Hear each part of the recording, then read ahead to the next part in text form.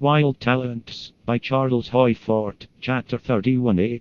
In February 1885, in an English prison, there was one of the dreamlike occurrences that the materialists think are real.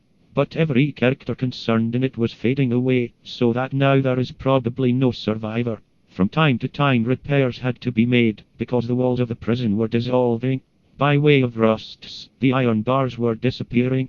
Upon February 23rd, 1885, as we say in terms of our fanciful demarcations, just as if the 23rd of February, which is only relative to rhythms of sunshine, could be a real day, just as if one could say really where a January stops and a February begins, just as if one could really pick a period out of time, and say that there ever was really a year 1885. Early in what is called the morning of what is so arbitrarily and fancifully called the 23rd of February, 1885, John Lee, in his cell in the penitentiary at Exeter, England, was waiting to be hanged.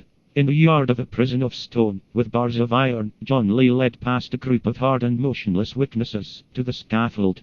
There were newspaper men present. Though they probably considered it professional to look as expressionless as stones, or bars of iron, there was nothing in Lee's case to be sentimental about. His crime had been commonplace and sordid. He was a laborer, who had lived with an old woman, who had a little property, and, hoping to get that, he had killed her. John Lee was led past a group, almost of minerals. It was a scene of the mechanism and solidity of legal procedure, as nearly real as mechanism and solidity can be. Noose on his neck, and up on the scaffold they stood him on a trapdoor. The door was held in position by a bolt. When this bolt was drawn, the door fell. John Lee, who hadn't a friend, and hadn't a dollar,